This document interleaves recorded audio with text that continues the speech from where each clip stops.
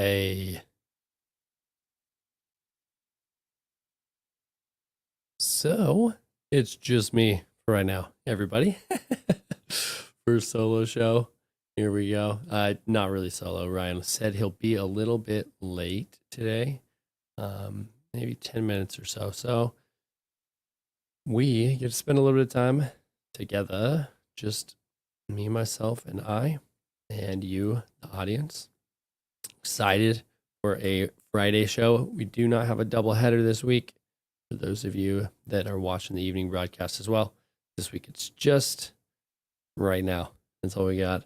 Those of you that are coming in late, Ryan's going to be, he said about 10 minutes late. We'll see.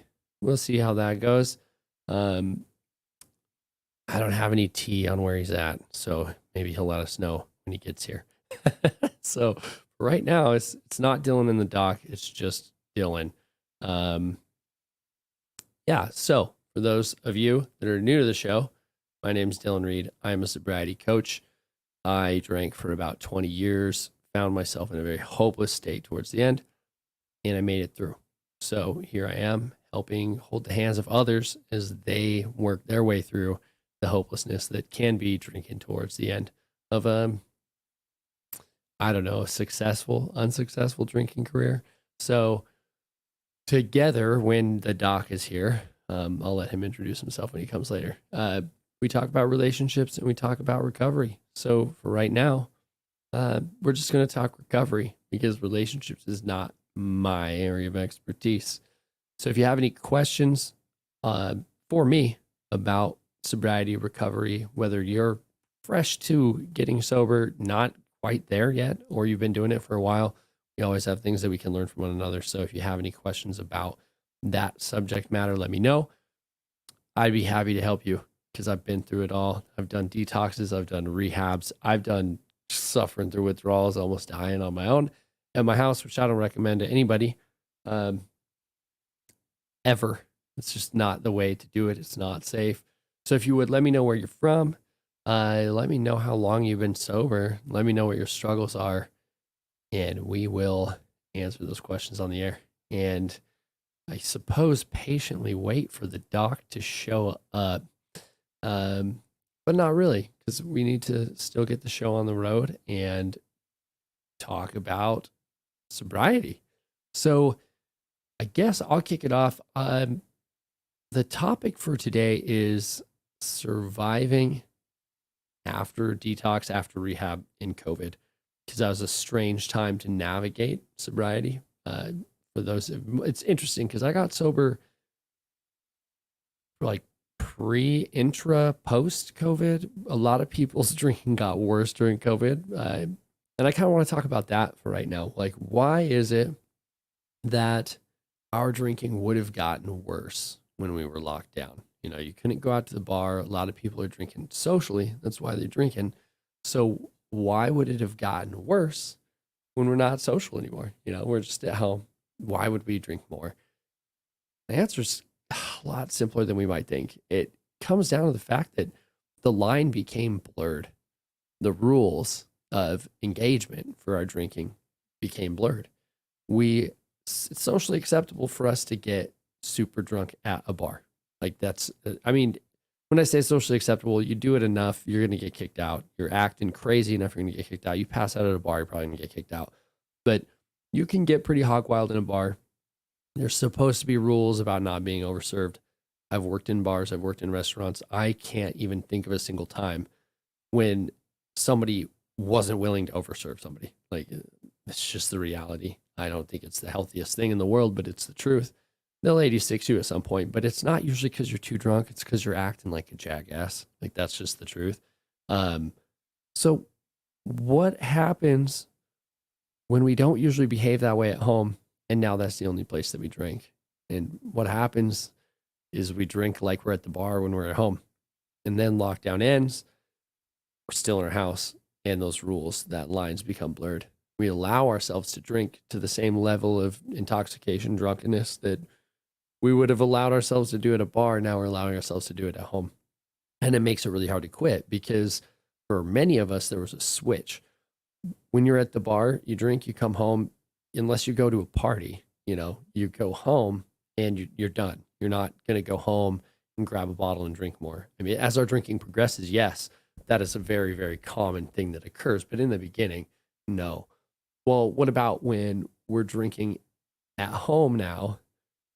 And that's just where it always occurs. Like there is no switch. There's no, our memories, our habits are byproducts of our environment and of our experience.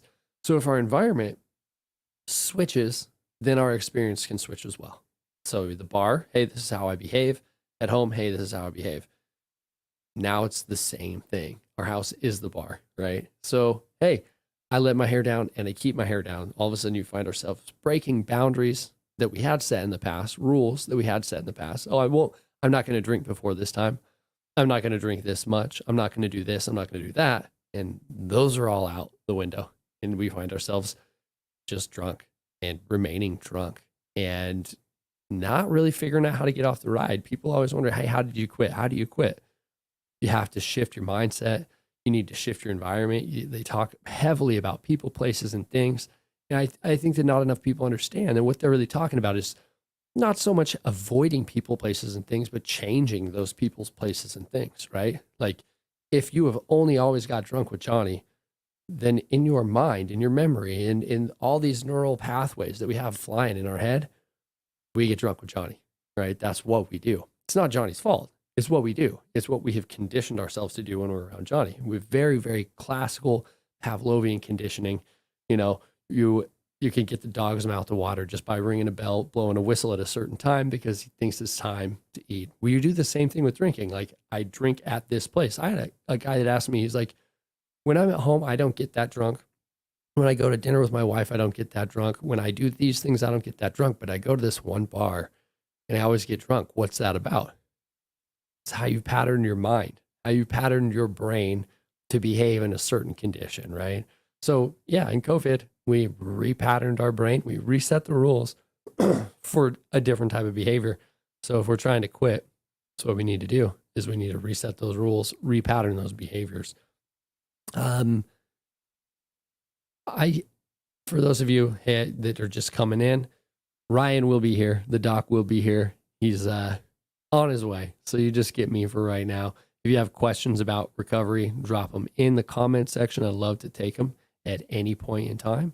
And until then, you're going to just keep getting me telling you and sharing with you my experience with drinking and getting sober. So since today's topic is going to be surviving in COVID, in COVID, post-COVID world sobriety, what does that look like?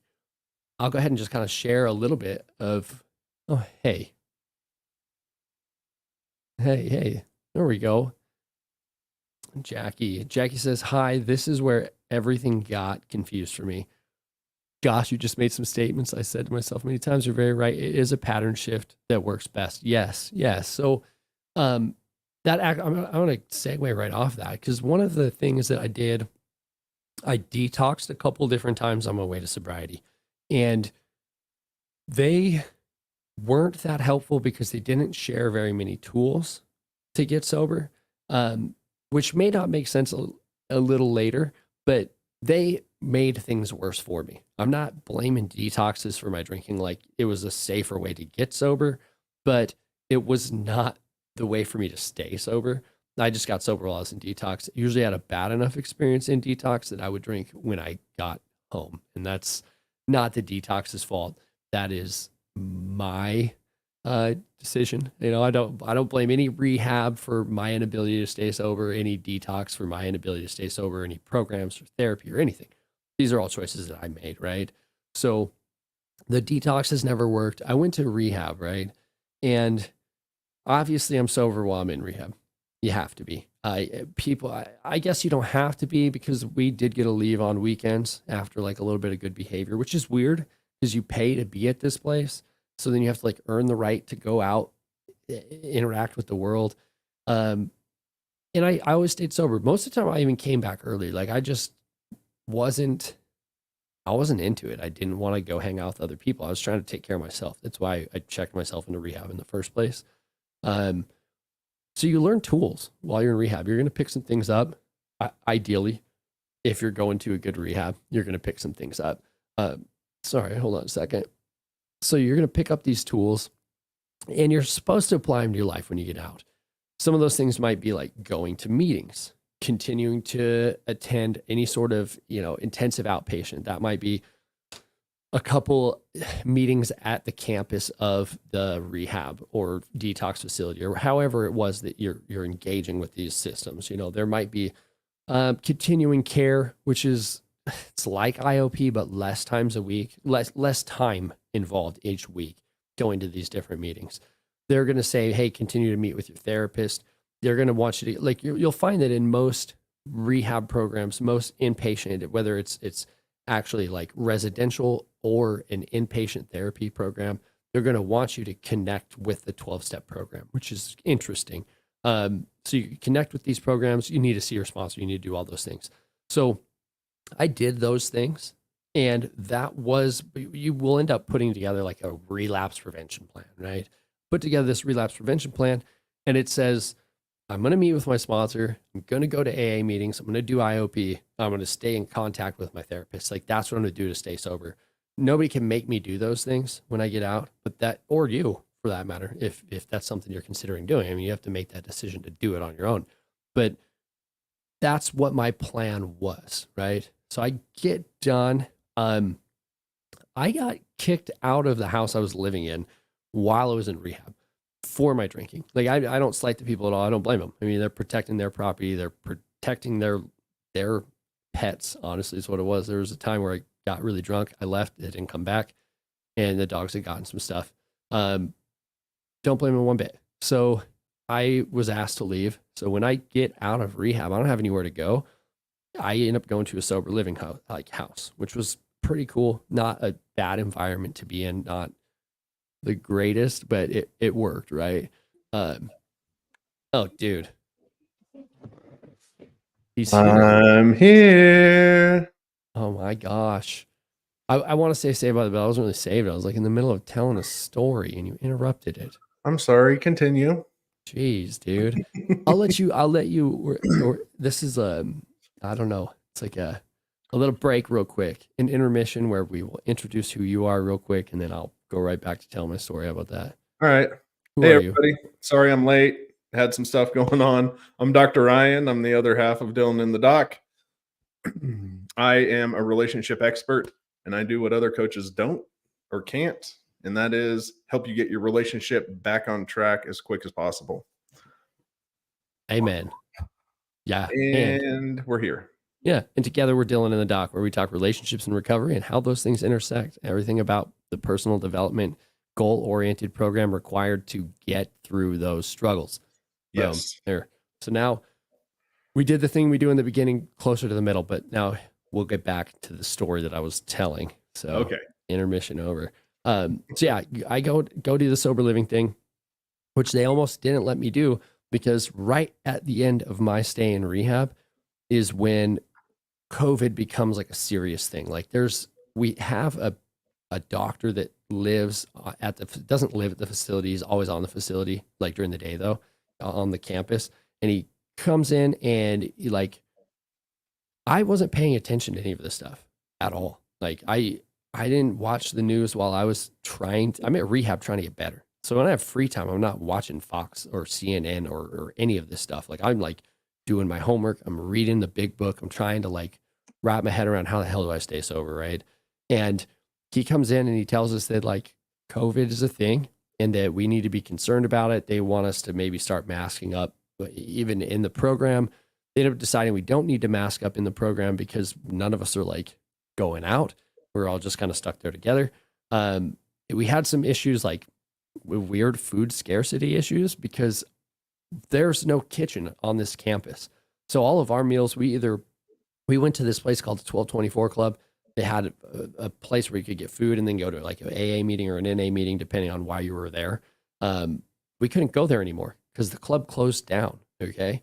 And we also ate at the hospital, which was like right across the street. We couldn't go there anymore because that was no longer open to the public. So all the places we would get food from we couldn't get food from. And it was interesting because there was so much panic, especially in people that were fresh into rehab. Like you just are trying to get sober. You're going through just this shit part of getting sober, and they're going, "Hey, we don't know what your next meal is going to be," and you're Was like, that "What here in was that here in Casper? Yeah, dude. Yeah. I was just thinking you are so lucky that you were in here instead of somewhere like LA or New York City or somewhere where it was super locked down. Dude, yeah. Well, and I mean, we ended up, honestly, we lucked out in a way because Yeah. then we ended up getting like Outback Steakhouse and like all sorts of like better food. Like at Uh-huh. the end of the day, it was like a step up of food. We're not eating hospital buffet food. We're eating like takeout from restaurants. Like it wasn't a big loss, but it was scary at first because none of us know what the hell's going on. Like we've been in a residential treatment program for X amount of days, and it was just like, what the hell's going on? Um, that was when I experienced my first anxiety, actually, like heavy, almost pass out, heart pounding out of my chest anxiety, is because I didn't know what I was going to do then. Like all the plans that I had, because I'm like, as I'm getting sober, I'm starting to think more clearly. I'm like, what am I going to do with my future? Like, what does my future look like? And all of a sudden, just like rug pull, just fucking kidding. Like, you're not going to go get that job because you don't even know if restaurants are ever open again. Because Yeah. that was something I knew how I could go into immediately. It was just go back to serving tables, bartending, right? Mhm. Um, but yeah, so I get out, I go to sober living. That 1224 club that I was talking about is where the AA meetings were. And I mean, I did drugs and stuff when I was younger, but drinking is the thing that got me. So I went to AA, could not go to AA. It wasn't a thing anymore. I was no longer allowed to attend the IOP meetings for a while. That did get fixed, but for a while wasn't allowed to do that because I was no longer part of the treatment program. They didn't know what I was doing during the day. I'm allowed to leave and stuff. So they didn't want me bringing anything back. Totally. I understand why these measures were put in place. None of us know what the hell's going on. I can't meet with my therapist except through like telehealth Zoom meetings. Fortunately, the 1224 club kind of pulled it together quick and had Zoom meetings. But dude, it's not the same. Like it was not the same. Everything I had planned didn't work the way it was supposed to.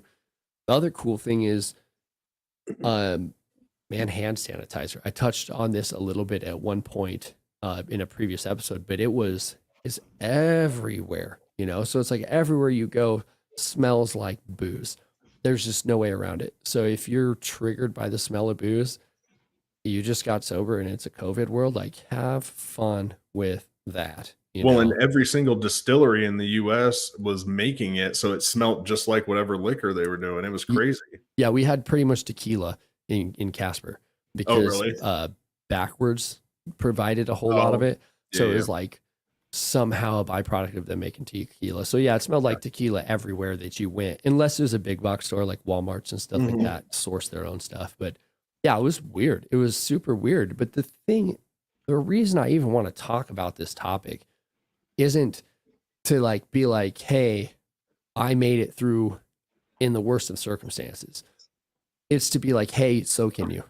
Like, hey, so can you. Like we approach life hoping for the best.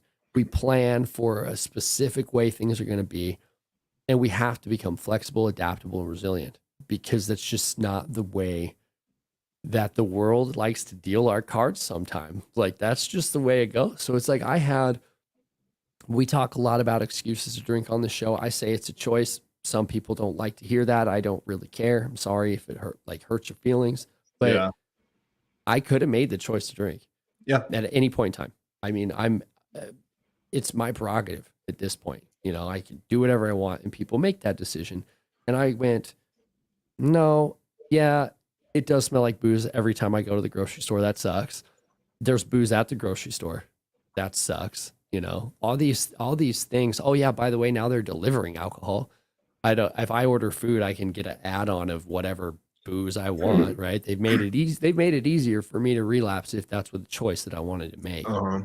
And I decided not to. And the other thing is like I had to make my own program. I had to figure out how the heck do I stay sober when I can't go to a meeting every day at noon, which was originally my plan. How do I stay sober if I can't go meet with my sponsor as we'd planned? How do I stay sober? I was supposed to be seeing my therapist like twice a week, but because of the whole telehealth debacle, it was like once a week. So how do I do that? How do I still stay sober when everything I planned is going off the deep end? And it really was about becoming flexible, realizing that, hey, and this is when it hit me. I had a choice. Like I actually had a choice. Like I wasn't doomed to immediately start drinking when I smelled hand sanitizer, because that's not what Yeah. happened, right? Yeah. Um, it was not fun.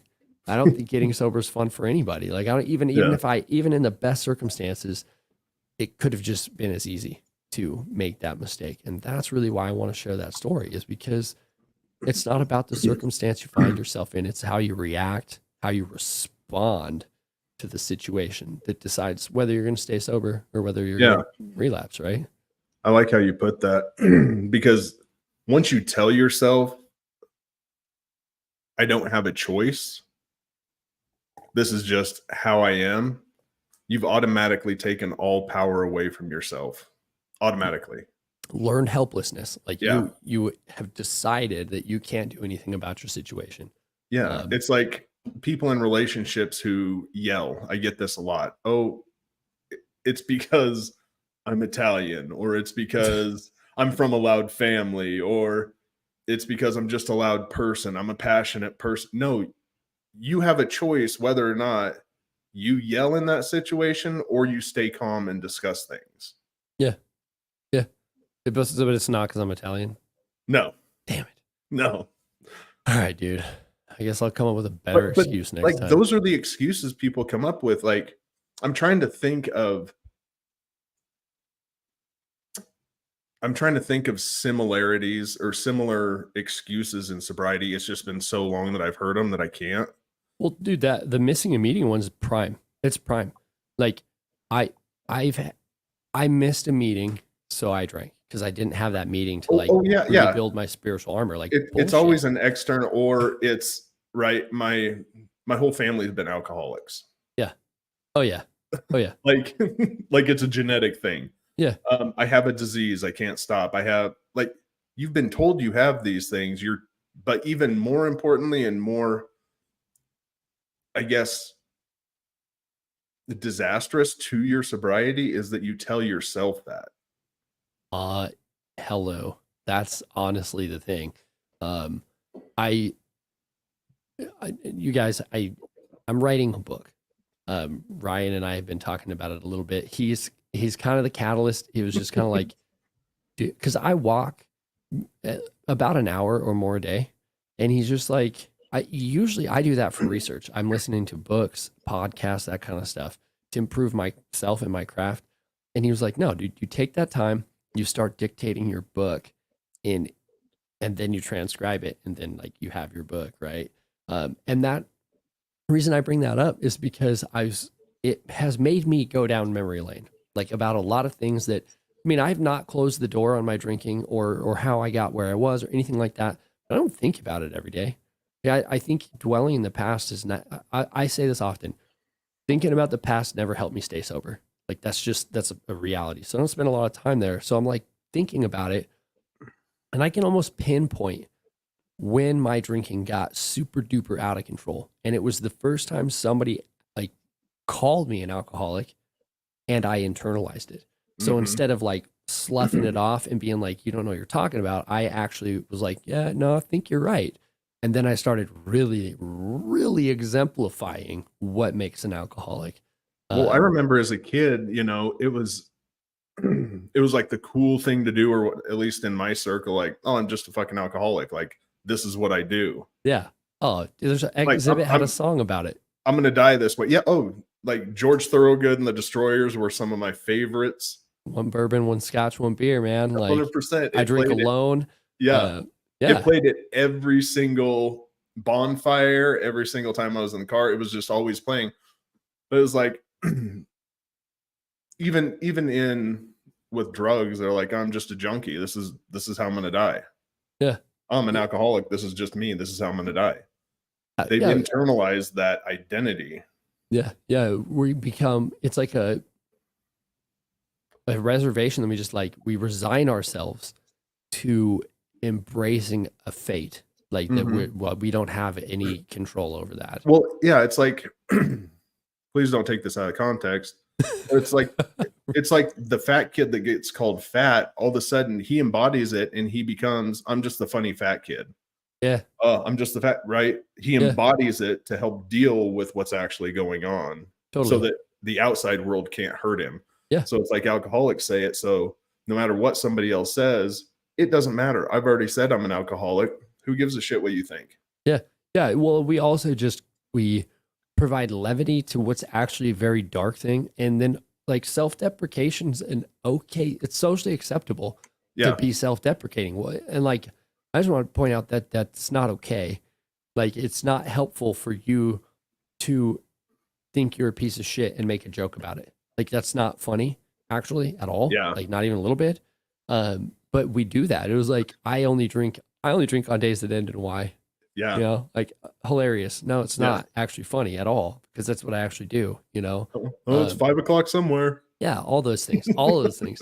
These permissive, like, I don't even narratives that we've created, you know, and we do it in relationships too. I'm sure you see that kind of stuff, right? Well, I saw it the other day, and it wasn't even a big thing, but Melissa said something just joking about, because we're trying to eat cleaner, and she had some statement, and my rebuttal to it was, please don't talk about somebody that I love like that. Boom. Boom, dude. I love Like, that. like don't, like, that's one of my pet peeves, and I will stick up for the people that I care about most. So please don't talk about the person I love most that way. Yeah. And I said it in a joking way. It wasn't like, "Rrr," but it just kind of, it's a fun way to get somebody to start thinking in a more positive light about themselves. Yeah. Yeah. No. I mean, so I do that to my son. Um, I if you've not ever read have you read Mindset by Carol Dweck? Have you read her book? Uh-uh. It's worth it, man. It really digs into a growth mindset versus a fixed mindset. That's where like the big trending personal development, having a growth mindset thing came from. I'm not knocking that, by the way. Like, it's a pretty damn good coffee table book to have, but Yeah. um, it was the hardest read I've had in a couple of years because it was too on the freaking nose as Yeah. I'm reading it. I'm just like, I don't want to read this right now. I'm not stoked on reading my childhood and where I can see that I started developing a fixed mindset and coming in and out of it and stuff. So I identify when my son's doing that kind of stuff. It'll be the self-deprecating humor.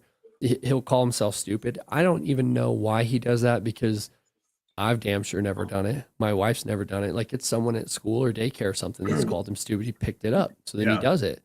And it's like I did ethnographic research my sophomore year on symbolic interactionism with students in this is called the Help Yourself Academy. It's a mentoring thing. Mm-hmm. And I worked towards helping a kid have a better self identity, you know, improve his looking glass self, and Yeah. his behavior improved. So it was like, Yeah. at first, all the kids were telling him he was stupid. He internalizes it. He's telling me he's stupid. He's like, well, I can't figure this out because I'm dumb. And I'm like, no.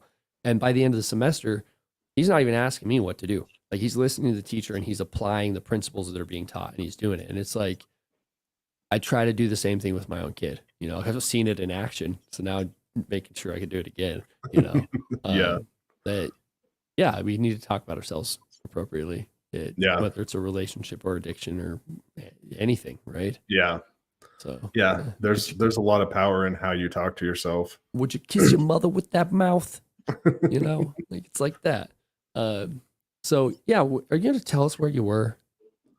I had a personal appointment. Fine, I had to go to the doctor, take care get of. your hair cut, whatever you want to do. You're not allowed to do that. You are owned by our audience, man. Doctors seeing doctors. Dude, I was almost late myself, so it was funny because I got stuck in traffic. I don't usually leave my house a whole lot, but I did today, Yeah. and I got stuck in traffic on 35. So I'm like sitting in the car going, "Wow, this would be really interesting if this is the time that Ryan's going to be late, and now I'm going to be late." So I was like, "I guess I'll just go live on my phone for a few minutes and let everyone know I'm like on the way. I'm like running up my stairs, like, oh, I'll be right there, guys." The Yeah. Yeah. So there you go. That's what happens, man. Yeah, it's just been one of those weeks, one of those days. Oh, you want to hear about one of those weeks? I feel like, oh yeah, how are you feeling, by the way? How are you and the kids and the wife? How's the whole family feeling? Oh my God, dude. Yeah. So my voice is still a little gravelly, but um, COVID wise, my energy has returned. I'm feeling significantly better. Good. Yesterday was like the last day feeling like nauseous and lethargic. Yeah. I was also trying to decide whether I truly was feeling that way or if I was becoming freaking complacent. And it was hard for me to navigate what that was. Like, am I just becoming lazy or do I actually not feel good? It was the latter, not the former, fortunately. But yeah, so I'm better. The infant, his COVID is gone. He's Good. past the 10 days, even if he was still testing positive. Yeah. He ended up with an external ear infection along the way. That was cool. And hand, foot, and mouth, which he then also gave to my wife, who has hand, foot, and mouth, and my youngest daughter, who also has hand, foot, and mouth. And then today, my oldest daughter, I took her to the pediatrician and she has strep. So why not? I mean, why not have everything in our house? Yeah. They just went back to school. That's what I'm gonna blame it on. Everybody went back to the petri dish together, and the things that they weren't sharing with each other, they're sharing with each other again. So, but yeah, we're surviving. Good. Everybody is on the mend, doing better. Fevers have subsided without using drugs to do it. So, How's your gym going? You still going at 4 in the morning? no, dude, I had COVID. Oh I'm yeah. not allowed to do that. Thanks for pointing that out. I'm still getting up that early. I just am going for a walk, social Oh. distance walking. And honestly, I was fatigued enough. One point I was pushing a stroller, and you know how like if you run for a while or leg day works too. Your legs get like shaky leggy. Yeah. Yeah. I'm just pushing a stroller and I'm starting to feel that way. And I'm like, this is not Damn. okay. So it was like I couldn't have probably gone to the gym even if I wanted to. I just could barely move my own body around. So I will be back. I always tell people don't say on Monday, but I will be back on Monday because I can't go right now because I technically shouldn't actually go back to the gym until Sunday. So yeah. Good. I'm following that rule, dude. It's not the end of the world for me to Well, wait. glad everybody's on the mend. That's Yeah. what's important. Yeah. I just How you want to doing, Reed? What's up, bro? How you doing, bro? shout out Nate? to Nate. I used to work with this guy at a restaurant back in the day when I was Oh. doing some of my best drinking, worst drinking, however you want to look at it. Doing good, man. Things are good. Can't complain. But yeah, so COVID, families, illness, no joke. It's life. It's how it goes. And I had to remain flexible. And fortunately, most of my clients were pretty chill about it. It's not like they're not going to get a makeup session for the Yeah. fact that I'm sick. Like, I am also human, just like any other doctor or therapist or counselor or literally anyone you ever do business with. If they get sick, they are allowed to have a day off.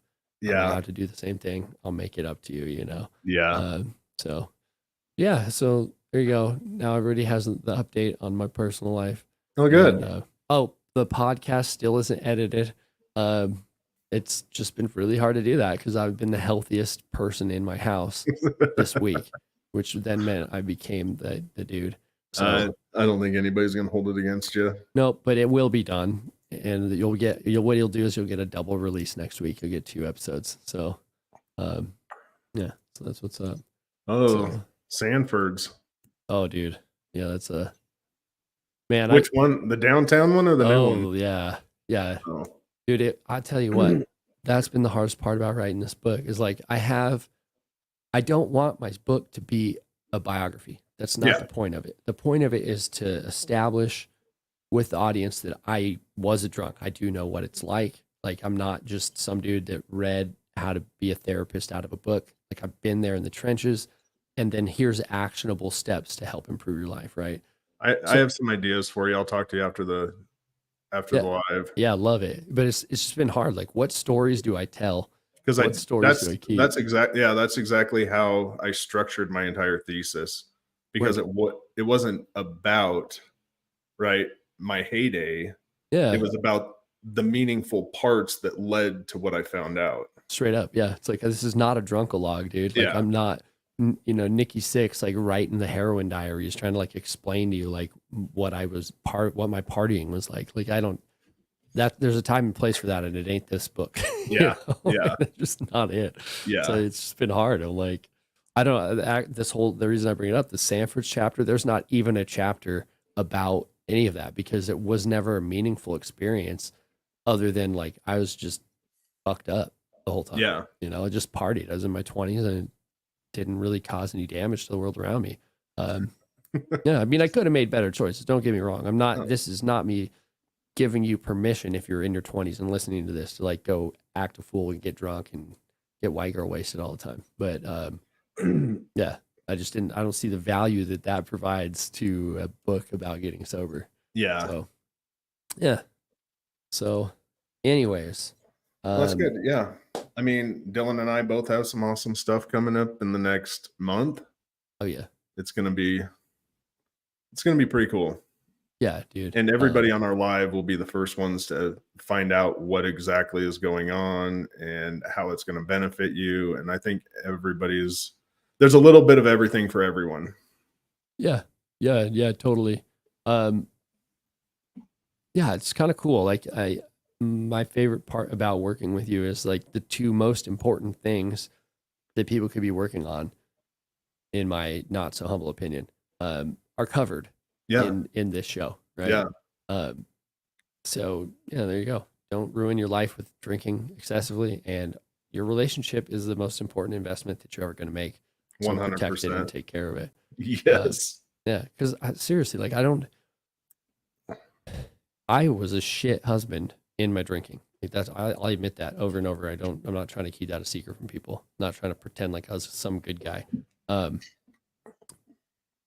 that being said, the plan's not to live the rest of your life alone. Like Yeah. the reason we get married, the reason we look for a partner is we're looking for someone to spend the rest of our personal eternity together with, right? So And I think people forget that. oh, I did. I took it for granted, man. It was like Like, she'll yeah, always be there. they get it. And then, oh, I can stop working on this. Now it's back to partying. It's back to playing video games. It's back to hanging out with my friends. It's back to everything except the relationship. Dude, I want to I don't know, maybe we could do it now, but like I'd really like to unpack that to understand it more. Like I guess the motivation. Like why is it? I don't know that it's out of laziness. Maybe it is for some of us, laziness or complacency. I think there might be a bazillion reasons as to why we do that.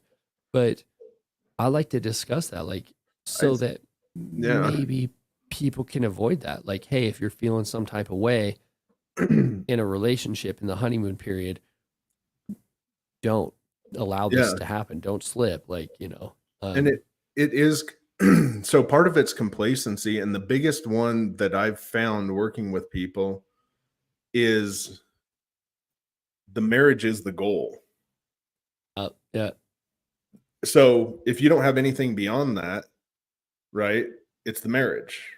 damn, Then dude. it's no longer about the relationship. It's then about getting the house, getting the kid, getting the dog, getting another kid, getting the new career. Like instead of focusing on relational goals, like, hey, we can't let this slip. We need to make sure we have this much intimacy time each week. We need to make sure we're constantly going on dates. We need to make sure we're moving forward with joint goals because a lot of them aren't joint goals, they're just individual. The only real and first joint goal is marriage. Yeah, And yeah, then, like, what do you do after you achieve a goal? Most people, cool, I'm done. yeah. put a feather in my hat and call it a Yeah. day. Yeah. Walk away. Yeah. So Yeah, why not set further goals to continue that relationship? dude. Who is that? That's the Sean. That's Mr. the Sean. Sean. What's up, Sean? Hello. Um, I think I mean I love that. I love that. It's like you kind of like, I don't know, calling me out without calling me out in a way, Yeah. because it was very much like that in my experience. And I think even like before marriage, even in the process of dating, like times I would slip the most in just a dating relationship was when the girl was like a trophy. I don't mean she was like hot, like a trophy or something, like a trophy wife or something, but I mean Yeah. like just getting the relationship itself was the goal, as if like, well, I'm not going to be able to get with that girl or whatever. And then you do. So then, well, there you go. I did it. Yeah. I don't have to do special stuff anymore. Yeah. I only have to court her and date her right long enough to Yeah. make sure she stays by my side. When she's by Yeah. my side, that's okay. Um, Which I wish people would reevaluate the way they think about it early in the relationship. Look at it as, how can I support this person? And marriage is just a byproduct of that. yeah, yeah, How can I continue the intimacy? How can I continue building goals with this person, becoming a better version of myself, supporting this person and becoming the best version of themselves, yeah, supporting them in their goals? Like, if you look at it that way, the marriage becomes a byproduct, the house becomes a byproduct, the kid becomes a byproduct. All these external things become byproducts of just being the best couple possible. totally, totally.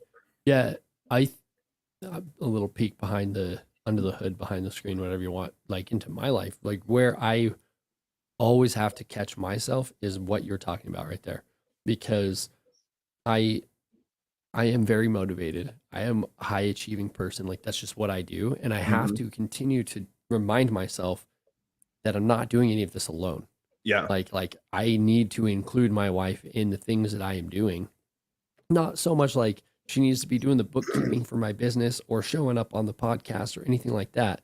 More so that I'm at least talking about this stuff before I make big decisions. Like when we decided to do the night shows, Yeah. we both made it very clear to each other that we were going to talk to our significant others about it before Yeah. we pulled the trigger on anything. Because I, the trap I fall into is if I work hard enough, I make enough money, I do that. And I'm not saying to make them enough money. It's just something like if I work hard enough towards a thing, I will bring something back, as if I'm some tribal hunter. I will come back with this big trophy buck over my shoulder, and my wife will love me. And Yeah. she'll forget about the fact that I've been gone for 6 months hunting, and it doesn't work that way. No. And it shouldn't either, right? No, like, those things will be byproducts of Yeah. you doing good in the relationship, honestly. Yeah. Yeah. It just is, because she feels heard, she's gonna support you. Yeah. Yeah. She feels included. Like, um, what were we anyways, it'll come back to me. There was something that happened that I was thinking about that tied into this. Um, Squirreled it away. Squirreled swirled it it away. away it Yeah. goes. That's all it Um, takes. oh, it was like the other night I was going to business after hours, Hmm. and I text Melissa saying, "Hey, I'm going over here to do this. Would you like to go?" And her response was, "Oh, thanks for the invite. I got other stuff to do, but I really appreciate the invite." And it made me stop and think. I was like, and I text her back. I was like, "You're invited. If I'm going somewhere, you are invited no matter what. I don't care who it's with, what it's for. Like, our relationship, you have an open invitation to wherever I'm going." It and it should be that way, right? Yeah, it should be. Like, Yeah. there's nowhere I would go that she wouldn't be welcome. Yeah. I cannot foresee an instance where she wouldn't be welcome, and if she wasn't, I wouldn't be going. There's one thing I did where she couldn't go. and it was the strip club. I'm just kidding. It wasn't that. I'm a Freemason. It's a fraternal order. I Yeah. cannot take her to those meetings. Yeah. Like that, those kinds of things are okay. I want to make sure that's okay, right? I But mean, there's ways to incorporate her in that, like Job's daughters and totally. stuff like that. Yep. The Shrine The Club, Shrine Club. easy way to get your wife involved, you know. Yeah. Yeah. There's ways to involve Yeah. the other person. Yeah. No, you can always find a way to involve them. Totally. Yeah. Yeah. I wanted to make sure. It's like, wait, am I being a bad boy? No. No. But you No. find ways to involve, right? Yeah, totally. Do our damnedest anyways. Yeah. Yeah. And I mean, one thing that was hard for me to wrap my head around too is like, just because they don't want to go with us doesn't mean they don't care about the thing we're doing. Yeah. You know, like weird. Like, why would she be interested? Like, and I don't blame her. Like, man, if you go to enough, excuse me, like events, like inaugural events, that shit gets old, man. Yeah. So it's like, if you're on the board, you usually have like 5 years as you're like cycling through to get through the board to where you're Yeah. president, right? So you go to 5 inaugurations because if you're seated on that board, you're going to be there. You don't Yeah. have to be the president, you're going. So it's like I just drag my wife with me every time. And then when you're done being president, you almost always get roped back into doing something where you're back at those events. Yeah. She's like, I don't really want to go. I'm like, what? But it's like, no, she's over it. She's as over it as you are. You just have to go, and she doesn't have to go. Yeah. The point is that the invitation's there, or Totally. the process of making sure the invitation is available. Yeah, communicating that Yeah. you're including her. Mhm.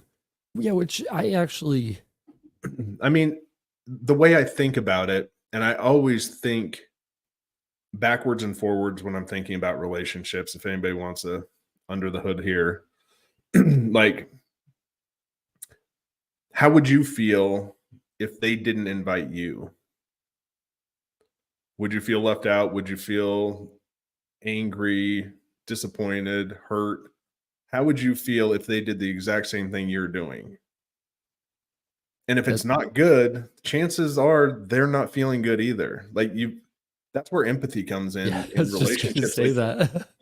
you have to empathize with somebody when you're making decisions. Yeah, If I yeah, do this, how are they going to feel and why? How would I feel?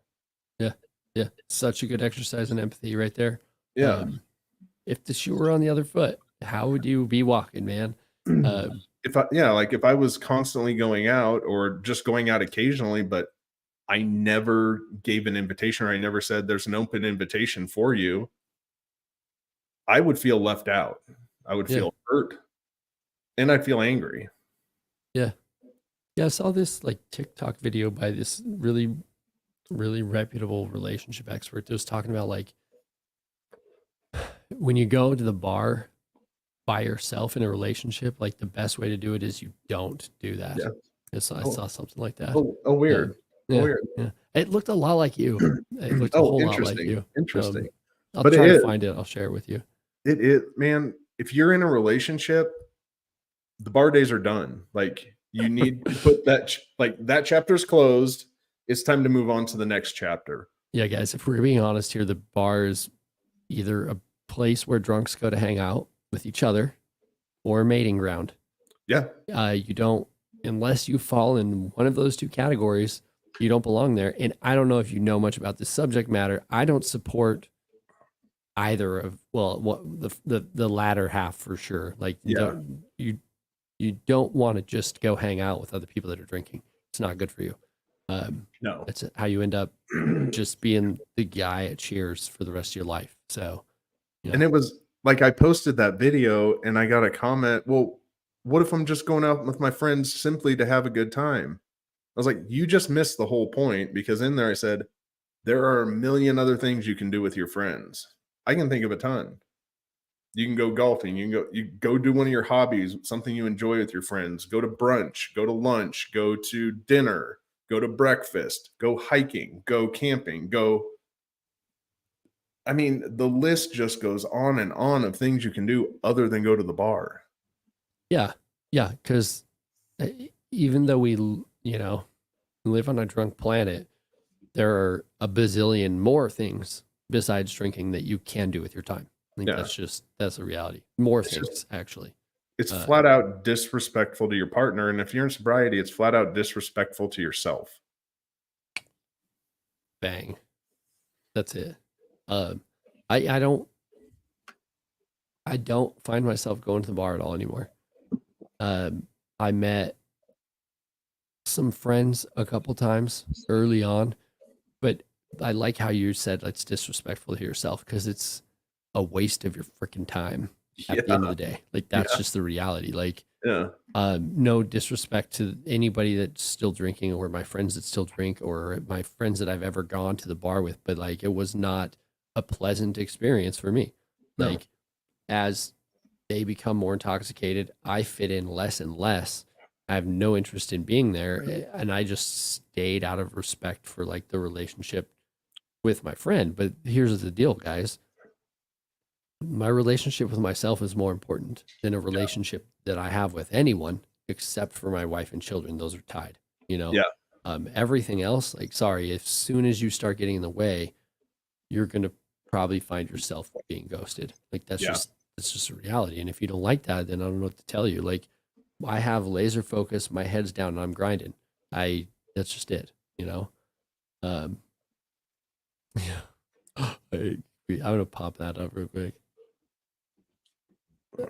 I sometimes crave being around dumb people to feel better about myself. I don't think that's a healthy mindset, my man. mm-mm. Um, I just want to point that out. That's a whole bunch of Schadenfreude right there, taking pleasure in other people's misery, and it's Like, not. yeah. Well, and also like to go with Sean's statement, and I've made it before. I'm not hanging out with people who aren't doing better in life. Totally, Like, totally. I don't want to look at these people. I just don't want to hang out with people who aren't trying to do better. Yeah, If we're yeah. not talking about bettering ourselves, bettering our relationships, bettering our businesses, Yeah, growth, mindset, if we're not talking or discussing or moving on those things, it's not somebody I want to hang out with, nor yeah, will I hang out with them. yeah. I don't want to run with people that run slower than me. I don't No. want to lift with people that lift less than I do. I don't want to be in a business room with people that are worse at business than I am. Like I want to be on the bottom end of the spectrum in every room that I find myself in because that's Yeah. how you grow, right? Um, that's it. Um, Discipline 100%. equals freedom. I love There's just that. there's just a point in your life where you've got to look at I I'm moving forward, and Yeah, I need those people that are around me to be moving forward also. Otherwise, you really have no place in my life. yeah. Unless you're talking hobbies, I do want to point that out. It is Yeah. okay to at least have. I think it's healthy to have some outlets where you're not trying to min max the experience. You're not trying to monetize it. Like you're just zen in the thing that you're doing. Like it's. I think it's important to still find some growth, but like don't take a hobby and turn it into a job. You Well, know, don't yeah. like it's like if you you're allowed to paint and not force yourself to become Da Vinci or Yeah. Picasso or any of those guys, right? Yeah. Um, but But, like, otherwise, that's what the gym is for me. Like, that's what those things yeah, I'm yeah. just I don't know. Maybe I'm a different breed. I Well, just you are. like, it's just if I'm not moving forward, I don't have time for it.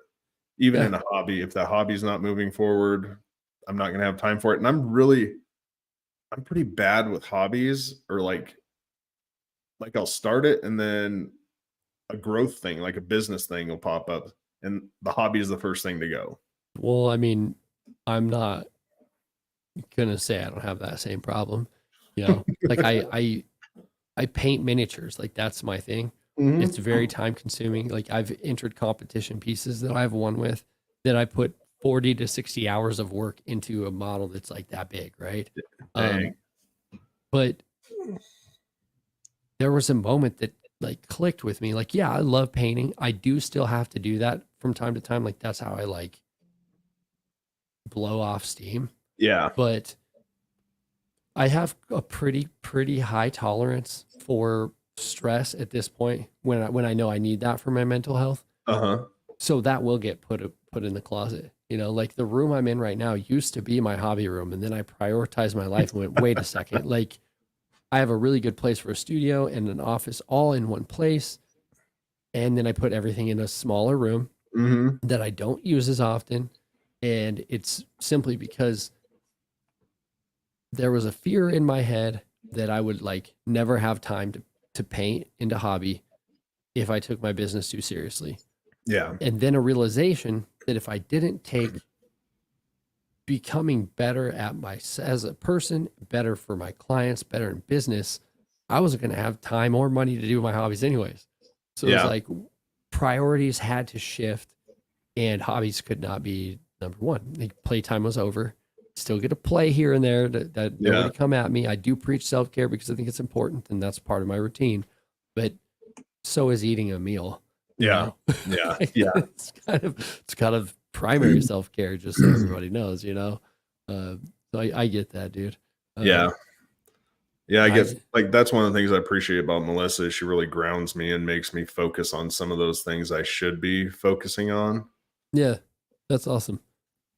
That's way awesome. So my wife keeps me so grounded it frustrates me, to be honest with you. Like I'm like, why do you have to be that way? And it's just because she cares, everybody. Yeah. It's an okay thing. Um, Man, like this that Sean said, I used to fear change. Now I search for it. Change is inevitable. yeah. Like it's just going to happen in the growth. One of my favorite channels that I used to watch, I don't even know if they do it anymore, was Yes Theory. I don't know if I'm familiar with that at all. You should check it out. It's called Yes Theory on YouTube, but it's these guys and they just said yes pretty much to everything and they did outlandish things and they had so much fun, but their whole kind of motto was seeking discomfort, getting comfortable being just uncomfortable. And Totally. it's so cool to see people that age seeking that stuff out and that type of growth. Like it was cultural growth, it was individual growth, it was spiritual growth, it was all of these types of growth just by seeking discomfort. And that's the thing right there. The seeking discomfort. That's the most important part. Like that's where we grow. Mm-hmm. That's where you grow. Everything every change that we desire is just on the other side of uncomfortability. Yeah. Like it's just the way that it goes. How do you explain staying grounded in sobriety? Well, in sobriety, Yeah. that's huge, dude. That's a can of worms there. Well, just a small like. So like what? Because what he's asking about is grounded. How my wife helps keep me grounded. Well, because I got these big brain ideas that are harebrained ideas frequently, and I need somebody to like go, wait a second, what about this? What about this? And then tear it apart. Yeah. Like your number two in your life, whether it's and we're gonna have multiple number twos, right? It's not just your wife, but like business partners, all those kinds of things. They need to be the people that will tell you no. Yeah. Like that's a terrible idea, right? Like it's important to have people that are in your corner and support you, but you damn sure better have a couple people around that are like, that's a very, very terrible idea. Do not act on it. And my wife does that. That's what she does. She's very good at, keeping my feet on the ground, keeping me grounded, so that I don't float off into space with a terrible idea. So yeah, I think Melissa keeps me grounded in the self-care area. It's not that I don't do self-care. Like I love the gym, love doing those things, but it's more the hobbies and interests. Like she's like, we're going down to this concert downtown just to hang out. And I typically don't just go hang out as kind of a self-care thing, a relaxed thing. But it's nice to have somebody there that pulls you out of the business, pulls you out of everything you have going on and just pulls you back down to normal, regular life and somewhere where you can chill. And that being able to do that is really important for my health, for my growth, for just life in general. And it's good for us. My wife makes me go to the gym for that because she knows that Like I don't know, call me a gym addict. I don't care. I have to go to the gym. Like I have to, or I do not feel good. I do not show up as my best self. Yeah. Um, or at least do some sort of movement, like walking. Since I've been dealing with COVID, walking for like 45 minutes to an hour a day has been very helpful. Mm-hmm. Um, but I have to, like, I need that movement for my own sanity. My Yeah. wife will make me do that. Um, the self care hobby thing, my wife does the opposite because I will self care hobby myself into zero productivity if I will allow myself to, and I will. But Gotcha. because of my wife and kids, I'm like, nope, I can't spend my whole life just painting little toy soldiers. I need to actually do something, you know? Yeah. Um, so, yeah, there's that. Um, Dude, we are at the top of the hour, and I do, for everyone that didn't already know, I've got a whole entire family at home right now because everyone's sick. And I normally would be willing to chat longer, but I'm going to go hang out with my sick children and wife. Um, is that Sounds okay good. with you? Be Yeah. okay with you? I have an appointment here in a little bit too. So right after Hey, this. cool. So, um, I got merch now, guys. I did do that. So like shamelessly plug myself real quick. SobrietySurvivalMerch.com. Got some cool t-shirt designs. I will have them soon myself personally so that you can see them. Um, until then, I mean, just thought I'd let you know. And then next week, we got Ryan in the house with your segment on, I believe it's understanding needs and desires. Is that right? Yes, understanding your needs and desires. So it's gonna talk a little bit about what we talked about today. Yeah, cool. Love that. Um, can't think of anything else to put on it to No, wrap it in a bow and send it off. there's no live tonight. Yeah, sorry guys. Um, And after this, we'll see you on Tuesday at 9 p.m. Central. yeah, and I did. That is the one thing that I did get done this week that I said I was going to do. I got the event poster made over at the Dillon the Doc page. It is pinned at the top. So if you're curious what nights, weeknights we're going to be going live, it's there. Has the dates, has the times. So that's all you need to know. Yeah, so we'll catch you guys on Tuesday night at 9 Central. And Sean, you need to prioritize yours and your partners. Hey, All right, y'all. Have a good one. We'll see you on Tuesday. Have a good weekend. see ya. Oh, fine phone. I guess I should hit end broadcast. Later, Oh yeah. guys.